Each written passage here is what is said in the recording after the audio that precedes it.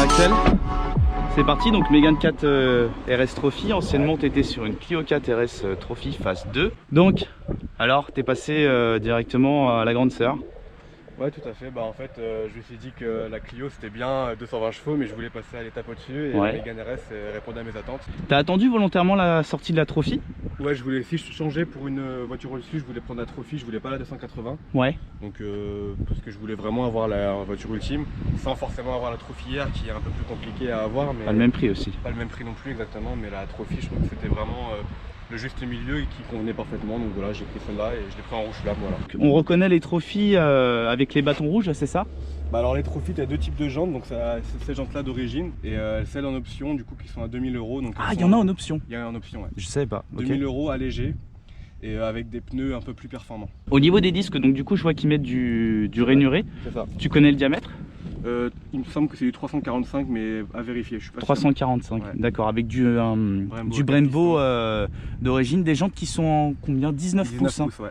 Bon, mis à part les jantes, les 20 chevaux supplémentaires, t'as quoi d'autre comme élément distinctif entre les sports et les cups? Bah, esthétiquement, et les trophies, du coup, pas grand chose on va dire, et c'est ce qu'on peut reprocher à Renault Sport. Donc là il y a la lame. Ouais, bah comme ce qu'on retrouvait sur les Clio de toute façon. Voilà, exactement, donc il y a ça qui change. Après il y a l'échappement à clapet. Ouais. Donc derrière il y a un échappement à clapet, ça veut dire qu'en mode normal les clapets est fermé et en mode sport le clapet s'ouvre. Donc ça sur la... Que sur la Trophy? Ouais, sur la 280 il y a ah, d'accord. Donc ce qu'on peut remarquer aussi sur une Trophy par rapport à une 280, c'est les sièges. Et moi pour le coup j'ai gardé les sièges de série. Ouais, qui sont tu veux peut-être nous les montrer du coup? Oui, voilà. C'est ceux en option sur les 280. Donc ils sont en Alcantara.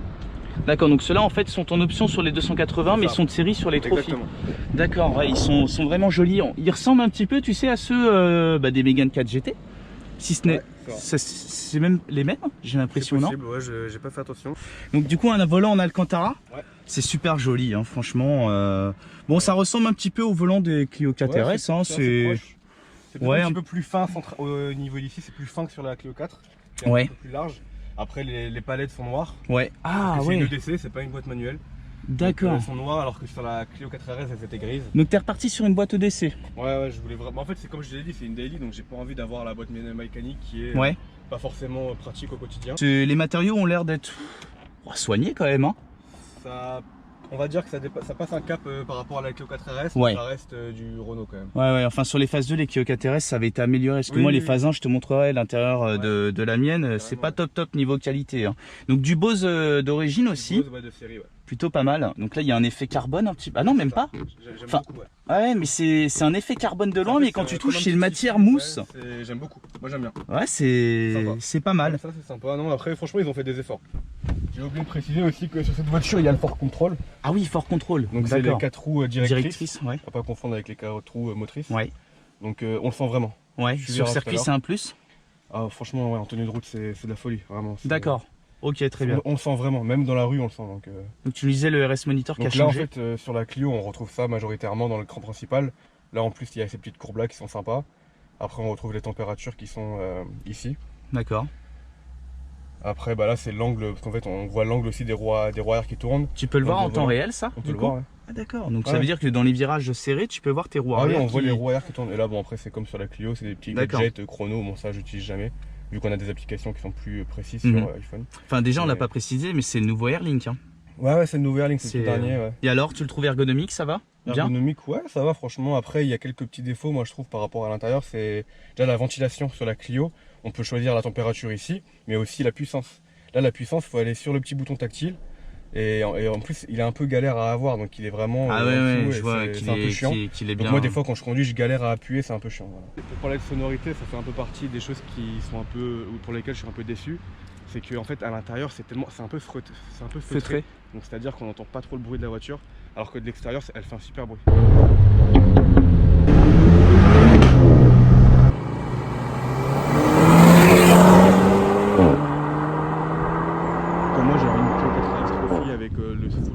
Ouais. Bah, ça faisait un sacré boucan, je me rappelle bien. Le coup de l'intérieur, celle-là fait moins de bruit. Je me rappelle encore de mes réactions la première fois que tu as accéléré quand on est sorti des stands.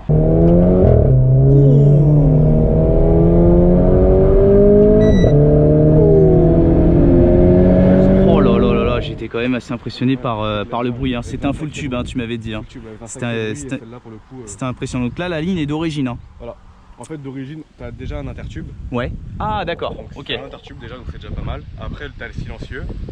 Et avec une partie, on va dire, avec le silencieux, clapet ouvert, enfin clapet fermé, et clapet ouvert, en fait, bah, c'est comme un full tube en fait. Ils disent que c'est un full tube, mais avec le fab qui bloque devant, je pense qu'on n'a pas vraiment un full tube. Donc moi, je roule avec les sièges arrière baissés. Alors, dis-nous pourquoi. Moi, c'est pour la sonorité, parce qu'en fait, les lignes d'échappement, en fait, elles sortent d'ici, donc Ouais. ça permet de propager un peu le bruit dans la voiture.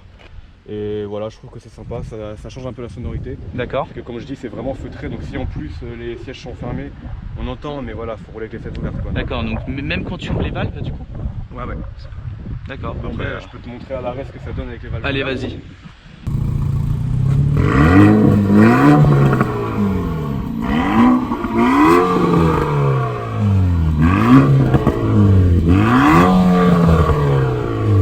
Ok, tu peux ouvrir.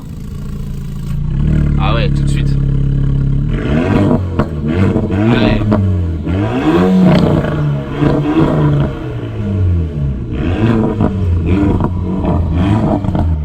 Et on entend quand elle est ouverte, on entend des bruits de craquement aussi. Ouais, un petit peu. Ah ouais, c'est autre chose. Ouais, ouais, c'est très léger. Ouais, quand même, il y a une belle différence, effectivement. Ouais, tu nous montres peut-être le bloc. Ouais. C'est du coup, bah, je suis en pleine découverte. Ils sont restés. Non, c'est du 1,8 litre. Hein. 1,8 litre, ouais. Ouais, c'est bien ça, ouais. Donc ils sont passés des 2 litres au 1,8 litre. 1,8 litre, ouais. D'accord. Je vais peut-être découper le moteur. Ouais, comme ça on s'entendra un peu plus parler. Sur ce moteur, là, les premiers retours, tu peux nous en parler? C'est plutôt fiable? Bah, moi j'ai pas eu de problème, elle a 5000 km, donc je peux parler de fiabilité, je sais pas. Mais en gros, c'est un 1,8 litre, 4 cylindres. 4 cylindres, donc, ouais. 300 chevaux et 420 Nm. 420 Nm. 420, ouais. Et c'est 400 sur les boîtes méga. Je vois que le logo, du coup, c'est moi ou il est directement intégré, on dirait, au pare-choc, hein. Bah, moi personnellement, je trouve ça dommage. Ouais. Parce que j'aimais bien sur la Clio qu'il y avait le relief. Donc quand tu passais le logo en noir, ça se voyait. Là, Ouais. si Ah bah là, le tu logo peux en plus, noir, hein. ça fait bizarre. Donc, Bah tu pourras plus. Enfin, ah si, j'ai tu peux ou pas? Bah on peut, j'ai un collègue qui l'a fait avec du covering. D'accord. En mettant le côté en noir mat et le milieu en satin, je crois, un truc comme ça, et du coup ça fait un peu ressortir le logo. On retrouve aussi le RS Vision qui avait, ça j'adore. qui avait sur les Clio 4 RS Moi clairement c'est phase 2. Une des choses que je préfère sur les Renault Sport, c'est vraiment ça. Ouais. Je trouve ça vraiment magnifique, ça les fait un peu sortir Du lot. Est-ce que quand tu tournes tes roues à l'arrêt, tu peux par exemple voir tes roues arrière tourner? Il me semble qu'à l'arrêt, c'est qu'en roulant? Ouais, je pense pas que ça marche. J'ai jamais essayé, mais je pense pas que ça marche à l'arrêt. Et d'extérieur, quand tu prends une épingle, ça se voit, que les roues arrière tournent? Ah ouais, d'accord. Dans le moindre rond-point, tu le sens. Tu le sens? Et en fait, en fonction de la vitesse, ça va tourner dans le même sens que les roues avant ou dans le sens inverse. D'accord, ok. Voilà. Bon bah écoute, hein, très belle voiture. Je te propose du coup qu'on aille faire le petit essai habituel. Ça marche. Allez, c'est parti. Bon, pour l'instant, je reste en mode normal. Hein. Ouais, mode normal. Donc là, t'as les valves fermées? Elles sont fermées là. Elles sont fermées. D'accord. T'as l'affichage tête haute? Ouais, l'affichage tête haute, ouais. Mais là, si tu le verras pas, mais en face, ça montre en fait les kilométrages. Si jamais t'es en régulateur, ça te montre les lignes en fait. Ouais, d'accord. Voilà. Ouais, c'est ce que je te disais. Tu peux aller à droite. Ouais. Donc on va peut-être fermer effectivement. Ça t'apporte quand même plus de lumière, hein, ce toit panoramique. Ouais, enfin, ce toit ouvrant plutôt, pardon. Ouais, c'est super. Ouais. Par contre, ça t'ajoute du poids? Oui, je pense que oui, mais je connais pas le poids exact. Ouais. Ça doit être autour de 15-20 kg, mais voilà. 15-20 kg. Ça me dérangeait pas, de toute façon je suis pas non plus à la chasse du poids ou quoi que ce soit. C'est vraiment pour l'utilité de quotidien qui m'intéresse. Elle est pas trop tape-cul, tu vois, avec les butées hydrauliques. Ouais. On sent vraiment que pour tous les jours, en mode normal, elle est tranquille, elle est pas trop dure, elle est simple à conduire. Bah, c'est dommage que t'aies pas pu monter dans une Mégane 3 RS pour comparer un petit peu, non? C'est vrai, ouais. Ça aurait pu être sympa, donc à l'occasion je le ferai. Ouais, pour pouvoir comparer. Tu dois sentir, elle est peut-être plus lourde, tu sais quel poids elle fait? Elle est à 1,4 tonne, donc elle est quand même pas mal lourde. Ouais. Ça a l'air d'être confortable quand même. Ouais, carrément. Après en mode sport, il y a plusieurs modes. Donc ça que j'ai pas montré aussi. Donc il y a le mode confort, donc qui utilise pas toute la puissance du moteur. Ouais. Donc ça change aussi les couleurs, voilà, ça passe en mode vert. Ouais. Et j'utilise presque jamais, apparemment il consomme moins, mais pas tant que ça, donc autant laisser en normal. Après il y a sport et race.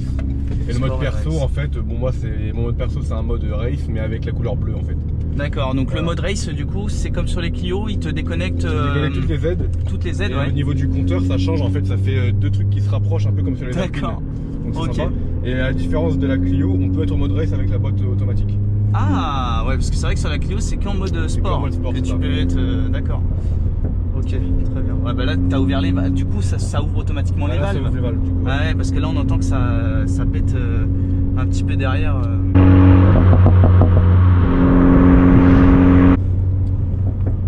Ouais, ça pète bien. Ouais, ça pète. Après, voilà, comme je dis, c'est qu'à l'intérieur, là, on l'entend, mais voilà, très peu de l'extérieur. Je peux t'assurer que Tu l'entends bien? Ah ouais, vraiment, ça pète vraiment fort. Ça pète plutôt pas mal. Hein. Principalement la décélération. Un peu, ouais. Et au passage de rapport, tu disais sur les premiers rapports. Ouais. Ça pète un peu au premier rapport, après ça Et après ça s'étouffe. Ouais. Ça s'étouffe. Ouais, c'est dommage. Et en fait, c'est en lâchant l'accélérateur, en fait, c'est un petit pop and bang en fait. D'accord. Parce que comme ils ont mis un FAP et qu'ils se rendaient compte que le bruit était pas ouf, ils ont dû se dire on va mettre une cartographie pop and bang pour que ça soit un petit peu attirant au niveau sonorité. Ouais, je pense aussi.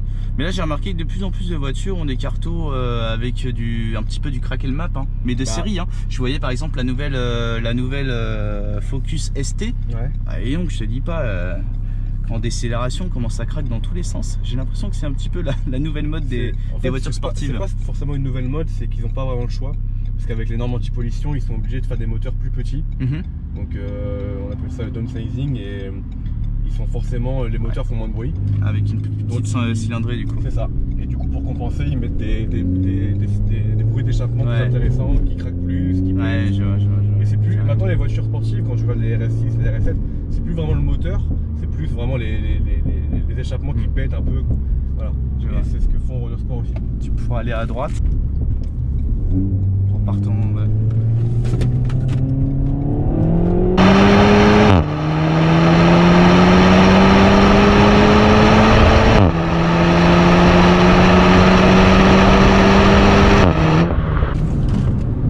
Et ça freine. Ça freine vraiment fort. C'est du 4 pistons? 4 pistons, ouais. Ouais. Ouais, ça marche. Et en plus endurant, parce que pour l'avoir essayé sur le Spa, j'ai pas senti la moindre perte de puissance de freinage. Ouais. Ça marche plutôt pas mal. Mais c'est linéaire. C'est ouais. Linéaire. C'est ça en fait. C'est vachement linéaire. Ouais. C'est clair. Mais pour avoir moins de linéarité, je l'ai pas essayé, mais en boîte méca, je pense que ça peut être pas mal aussi.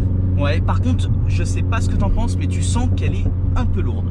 Ah oui, non, mais quand tu accélères, tu le sens. On sent le poids, ouais. Mais non, t'as quand même un petit coup de pied au cul, t'es bien propulsé, c'est pas mal. Et ça craque beaucoup en fait derrière. Craque, en fait, quand tu lâches l'accélérateur. Ah ouais, non, mine de rien, ça craque comme il faut. Non, ça marche bien, ça marche bien. Ça m'a donné le sourire aux lèvres, si tu veux savoir. Moi, je pense que ça pousse peut-être un peu moins fort qu'une Mégane 3 RS en termes de sensation. Bah, je pense que la Mégane 3 RS est surtout déjà plus légère. Ouais, pour commencer. Donc la légèreté, c'est les sensations qui sont... Bon, on va faire demi-tour, directement, on va faire le tour de rond-point. La sensation de légèreté, ça apporte une sensation de puissance, tu sais, j'ai l'impression quand même. Ouais, c'est vrai. Bon, je sais pas si tu sens le fort contrôle. Moi, personnellement, non, je le sens pas trop comme ça. Au volant, en tout cas, on le sent plutôt bien. Tu le sens plutôt bien, ouais. Non, sinon, à l'intérieur, ça me plaît. La nouvelle interface a l'air plutôt ergonomique, plutôt sympa. Le compteur, j'aime bien l'effet rapproché quand on est en mode race, c'est vraiment top. Les palettes en noir, c'est joli. Ça rend bien, ouais. En plus, ça va, elles sont grandes comme sur les. Et elles tombent pas avec le volant, comme sur les Clio. Ah bah, j'avais même pas vu là, t'as des lumières du coup. Ouais, les lumières là et aussi là. D'accord. En fait, c'est en fonction de l'ambiance qui est. C'est ça. Et moi, sur mon perso, c'est un mode sport, mais en bleu en fait. D'accord. Alors, le perso, du coup, est-ce que tu peux nous en parler un petit peu? Bah, en fait, tu peux modifier un peu comme tu veux la voiture. Donc là, il y a système de conduite dynamique, donc moi j'ai mis sport, mais tu peux aussi mettre race ou normal. Ça veut dire que le perso, en fait, tu peux choisir ton mode de conduite, tes ambiances, en fait tu personnalises ta voiture. Voilà, c'est ça. Oh, ça craque. Ça pousse quand même bien comme il faut. Ah non, ça... mais c'est craquant. Là, ça pète, hein. Ouais, ça... Non, en fait, c'est vraiment ça qui est sympa. Après, c'est dommage que ça ne fasse que 3000 tours. Ça aurait été bien que ça le fasse vraiment tout au long de la plage de vitesse, tu vois. Ouais. À 5000 tours, 4000 tours, 6000 tours. Question, je sais que les RS souffrent beaucoup de la chaleur, de la chaleur. Ouais. Là tout à l'heure, c'est vrai que quand t'es arrivé, dès que tu l'as coupé, le radiateur s'est mis, enfin le ventilateur pardon, s'est mis en route. Ouais. Tu sens une perte de puissance ou pas dès qu'elle chauffe un peu? Je l'ai eu sur circuit. Mais après, moi, c'était pas un défaut moteur, c'était la boîte en fait qui s'est mis en sécurité. Qui s'est mis en sécurité, en fait, c'était déjà une journée de circuit, donc déjà une journée de circuit, ça chauffe tout le temps, quelle que soit la température. Ouais. Et là, en plus de ça, c'était une journée canicule. Oh là là là. Mais la voiture a dû souffrir. Elle a dû prendre cher, ouais. Ouais, Mais ça chauffait bien et en fait, à ce moment-là, j'avais pas encore le expéditeur, il était pas encore activé. Ouais. Donc j'ai pas pu contrôler les températures. Tes températures, ouais. Et en fait, j'ai eu une perte de puissance à un moment, j'accélérais, la voiture, elle m'écoutait plus. Donc je me suis arrêté, je suis allé voir un professionnel de Renault Sport, parce que c'était une journée Renault Sport en fait. Et je lui ai demandé qu'est-ce qui s'est passé, enfin j'ai eu ça, il m'a dit oui, ça arrive quand il fait trop chaud, et en fait c'est la boîte de vitesse qui surchauffe et qui se met en sécurité. Et oui, il pour éviter d'être détérioré. Voilà, faut éviter. Si tu devais... avantages et inconvénients de cette voiture, les plus, les moins. Bah, les plus déjà c'est l'utilisation au quotidien, en gros c'est une voiture vraiment polyvalente. Polyvalence, ouais. Donc 5 portes, boîte automatique, pas trop de bruit, etc. Ouais. Donc pour tous les jours, donc, que ce soit sur circuit ou pour tous les jours, c'est vraiment une bonne voiture.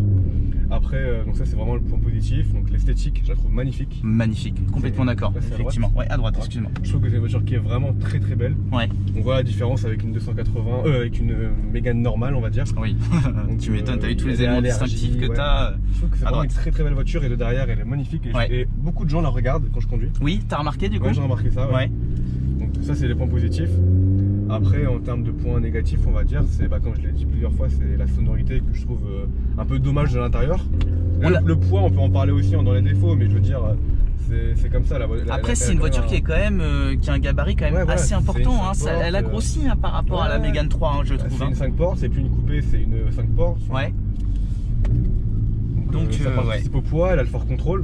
Ouais, fort contrôle, effectivement aussi. Parce qu'il me semble qu'ils l'ont retiré sur la Mégane 3. T'intéresse trop fier, ils l'ont retiré, question de poids. Question de poids. Ouais, question de poids. Donc ils sont prêts en fait à perdre de l'efficacité, mais juste pour perdre du poids. Non mais la preuve qu'une fois de plus, le poids est l'ennemi. On n'a pas parlé par contre niveau prix. Alors niveau prix, donc... Enfin, prix catalogue, ça coûte combien? Prix catalogue, sans option, c'est 45 900. D'accord. Hors malus. Hors malus. Ok, malus qui est de? Malus 6300 plus carte grise à 800 et quelques, je sais plus combien exactement. D'accord. Ça revenait à 7180 en gros. Carte grise et malus, donc ça fait hyper mal. Option à combien, toi ouvrant? Tout ouvrant c'est 900 €. D'accord, et la couleur? Rouge flamme, tu dois être en option. Bon, ok, Axel, bah écoute, merci beaucoup de m'avoir fait découvrir cette voiture-là. Que j'attendais avec impatience. Ouais.